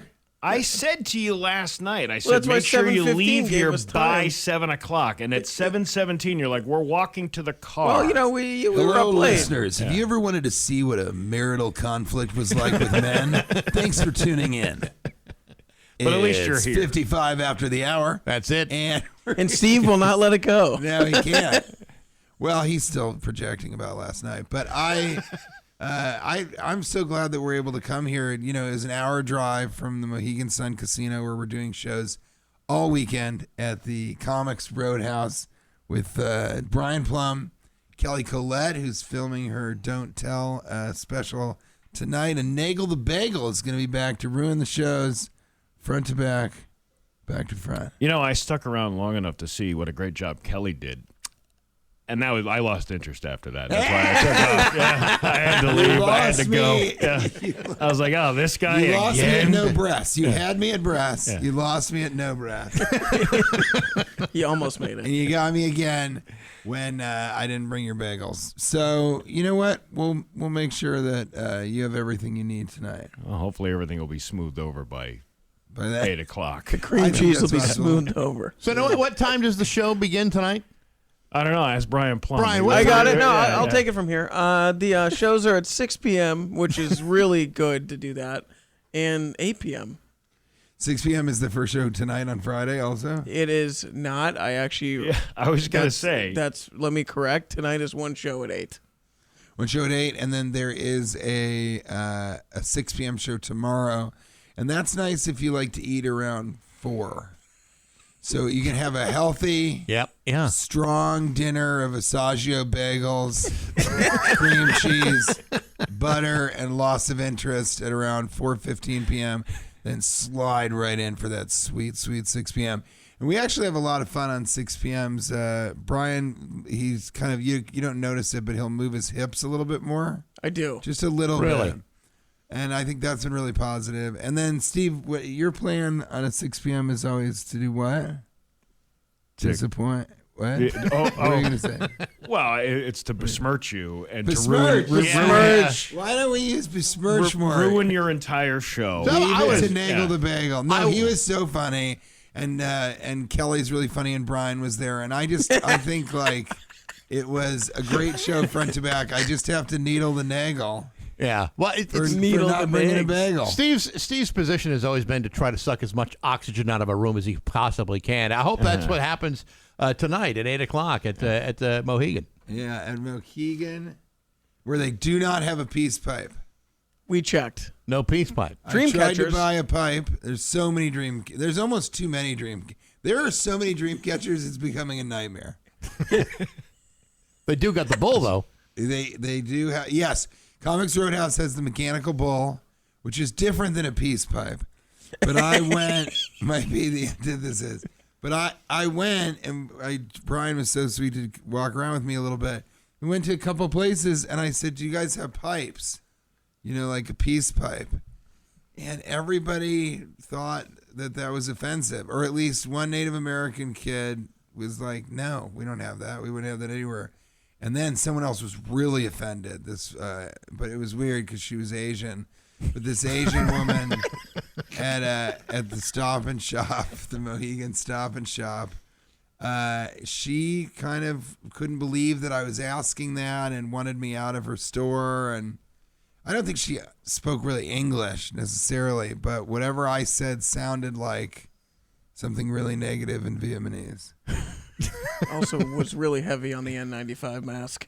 Yeah, she was deep in that mask. She was deep in the mask, which is good when you already can't understand someone. I think you want their mouth covered. Yeah, I don't know. I like the N95. I like the mask thing. Yeah, it's sassy. I can wear them around. Yeah, it is. I'll wear them. What the heck? Yeah. Can you guys hang out for a little bit?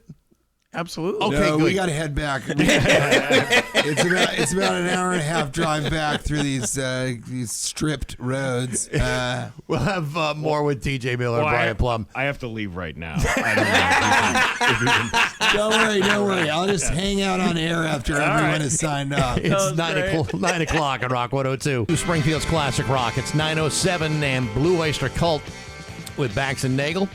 And also TJ Miller, Brian Plum. Great to see you guys. Thanks for coming in. Always. Thank you for excited having us. to be here. Big fat comedy show tonight and tomorrow night too. So that's pretty. And Steve is opening the entire thing. How exciting that must be for you guys. It's the best. And maybe even closing, if I feel like it. Yeah, if he feels like it. Yeah. He may come out after. No, he's great. He's so funny. And the audiences just love him. And we just can't get enough of Nagle the Bagel. The freshest. Look at this. Huh? Yeah, he's selling it. I wonder what he says when he leaves. I say, remember all that stuff I said? That's not true. It would have been if he brought bagels. Why do they call him Nagle the Bagel if he's not going to bring an Asagio bagel with cream cheese and butter on it? And butter. You can't miss the butter. You sounded like you weren't interested in it. I didn't bring any of the bagels, but we do have Cake Day today. It is Cake Day here in the office. If you want to stick around for Cake Day. Well, it's not Steve Nagle the Cake. Nagle doesn't rhyme with cake. No, but it's what do they call that? What do we do around here? It's like team building. Team building. Yeah. It's Cake Day. We're celebrating whoever's birthday it is in the month of August. Oh, yeah, like birthday Mondays. But you do it on Friday here? It's like one Friday a month. After that, we could care less about the rest of the staff. But on a day, one day a month, it's cake day. Yeah. Yeah, it's not even individual birthdays. It's all of it at once. No. We're doing this 12 times a year, so shut up about it. Speak now or forever hold your peace about your birthday. Yeah, this is team building. Well, We're a team. It changed. I advocated for a better cake. Years ago, we used to do this, and it was just a grocery store cake. Now we get it from the Italian bakery down the street. It's bougie cake. We're spending more money on the cake. And you still can't take phone calls. Well, we had to spend it on the cake. It was between a phone system and a cake. We went cake. We went cake. Yeah, we had an option: cake, phones. It's gonna have to be the cake. It was close though. Actually, it was not as close as you would think. It was almost a landslide. Cake won by a landslide. Yeah, it was a cake mandate, is what it was. Nobody wanted phones. Bax, how do you do your bagels? You know, when you're not nagling. I'm just a simple guy. A little cream cheese or butter. Rarely do I combine. Rarely, mix the streams. But usually it's the cream cheese with like a plain bagel, egg bagel. Plain, maybe an everything bagel if I'm feeling just absolutely sassy. That's frisky. Oh yeah, if I'm really. I would love to see you when you're absolutely sassy. Oh, dude, yeah, I will. I've seen him when he's sassy, a bit sassy, very sassy, but never absolute. I rub it all over my face, and I really go to town on that whole part. Ooh, yeah. What about you? I go everything, just cream cheese. If I'm feeling real aggressive, I'll do a couple locks on there. Couple salmon locks. He's going for it. Yeah, he's going full. I like fish in the morning. I kind of like the lox thing too. I love it. And the capers. A lox sandwich, yeah, with the capers. That's great. I do egg bagel. Ready for this? And then butter, cream cheese, and jelly. Jelly, like a salty sweet kind of mix. Type of deal, yeah. But it's. With an egg bagel, it's pretty sweet, but cream cheese and jelly is something that not many people can really get behind, or butter and peanut butter. I was going to say, peanut butter seemed to be more your style. Peanut butter's good. With your long history of it. I sell my own peanut butter on my website. TJ Miller does not have a website.com.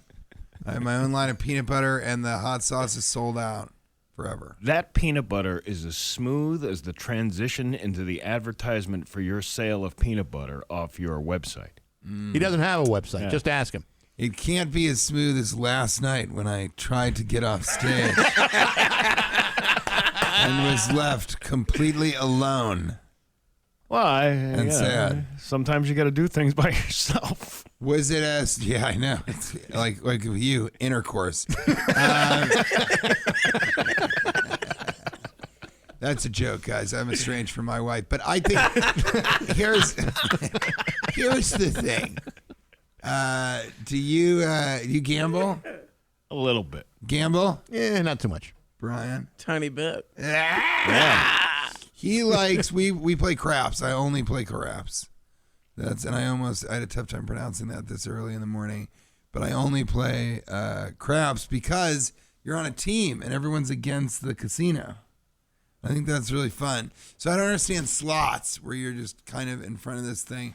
Although last night I'm going to put it on Instagram today.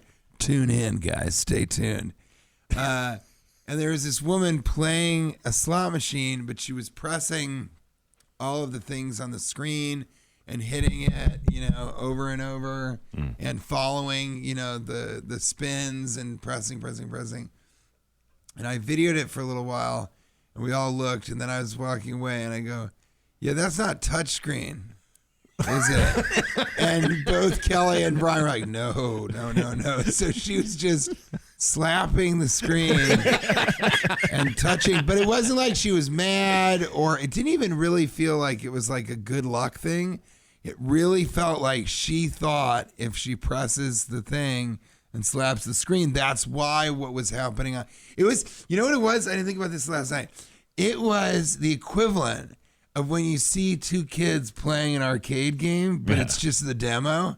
They don't have any quarters in it, but they are kicking butt, and oh no, don't you? And it's just all pre-lap video of just a demo of what Street Fighter would look like if you were playing. Give them $1, they kill no zombies at all. Yeah, not even one. But she was doing great at slapping the screen. She was losing an immense amount of money, but her hands are also bruised. So for her, it's a win-win. Is that how you pronounce that? Sorry, lose-lose. She lost and then she lost.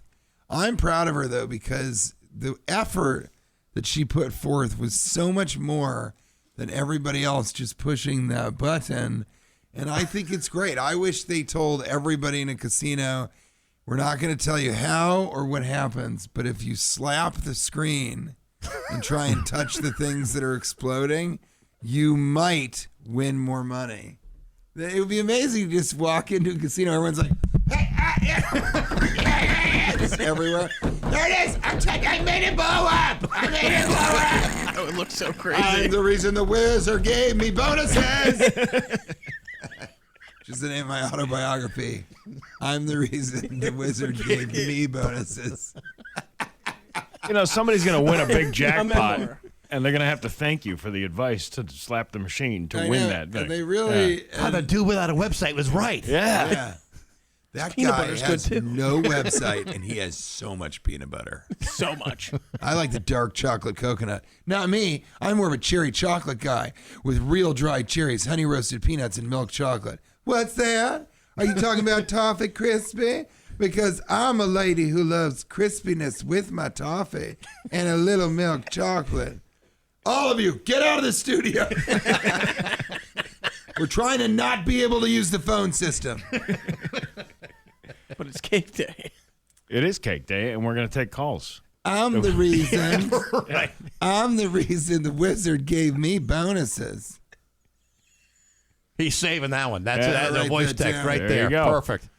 So tonight, 8 o'clock? Tonight, 8 o'clock, and then tomorrow night, 6 p.m. and 8 p.m. 6 p.m. and 8 p.m. And I got to tell you, we had a killer show last night. Nobody came, but I thought that all three of us got up there and really only one of us disappointed the rest of the group. And I am glad that I didn't have a bagel this morning because I'm cutting weight right now, and Asagio bagels are really heavy on the Asagio.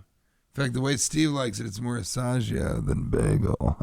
Yeah. He's just having cheese with cheese. Heavy on the Asage. I would have gotten you whatever you wanted, but you didn't indicate what you wanted.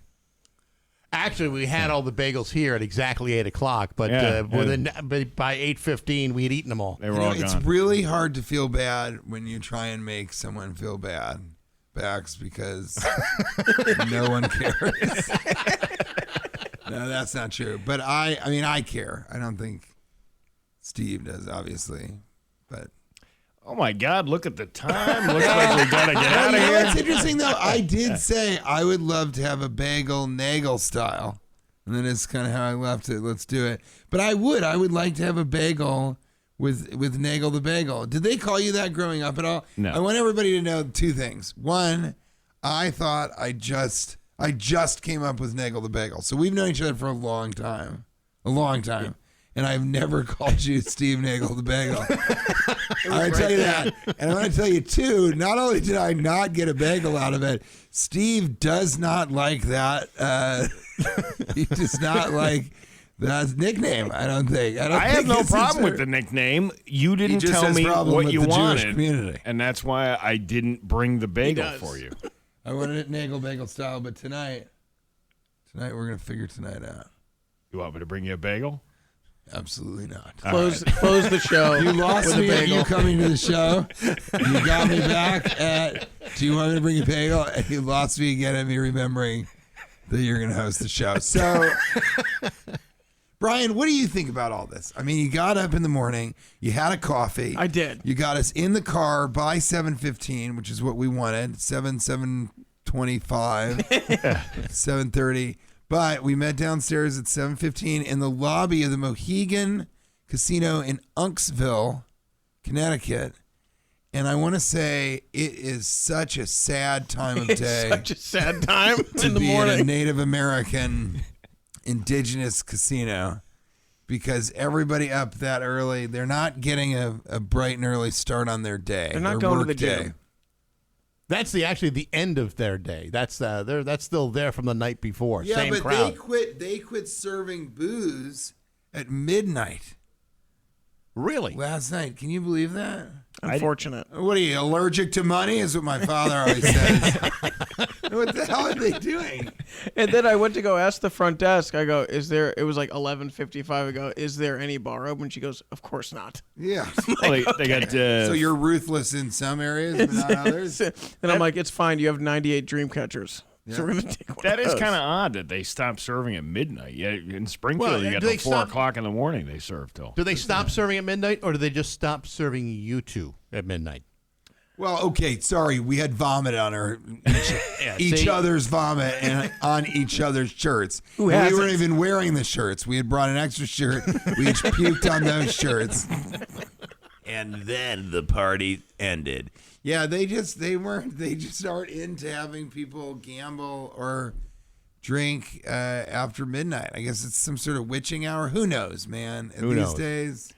Well, But what did you think? I thought it was very just odd, and also they had a tiki bar that closed at 10 p.m. It's like that's not very tiki. No, not very. No, it tiki is at not. all. You're supposed to get crazy at the tiki bar. Can't get freaky at that tiki. Can't get freaky. It's like the surfboard. I can't. Why can't we have umbrella drinks at 3 a.m.? Why can't that happen? Yeah, It's America. I don't get it. But By the way, I have to leave early tonight. I'm opening for somebody over at Foxwoods right down the street. I was hoping you were going to. I thought you were talking about the radio show. I was so You're excited leaving that now. he was going to be like. By the way, I have to leave the radio show right now. I'm opening up for another radio show. yeah, that's right. Right in Smaller downtown market. Springfield. TJ Miller, Brian Plum at Comics Roadhouse tonight. Is that it? That's What it, about man. Brian though? Brian, You know- tell us some things about you. Things are good. Did I All do it? right then. Very good. Thank you, Great, Brian. great, Very Brian. good. But anyway, tonight at 8 o'clock at Comics Roadhouse at Mohegan Sun. Tomorrow night, 6 p.m. and 8 p.m. Along with Kelly Collette is going to be there as well, too, It's right? Tomorrow fantastic. night. But my favorite, besides Nagle the Bagel, is Brian Plum. And Brian, how would you describe your comedy? I would describe it as, we're just doing our best. It's That's a great selling plug. the sizzle Yeah, right that's- there. Wow, That's really selling- selling wow. that out. Yeah. Wow. Yeah. It's a very, it's current event stuff. We're doing a bunch of Jewish material. That pretty much is the main He's thing. very material. He's very mysterious, and the material is You're very. Steve loves it. It's very bagely. Oh, yeah. I never know what he's going to say It's next. very bagel. Yes, it is. It's very bagely. It's sweet and crunchy. Yeah. Guys, thanks for coming in. It's great to see you. It's 9:22 with Bax and Nagle on Rock 102. Brian, do you want to say anything else?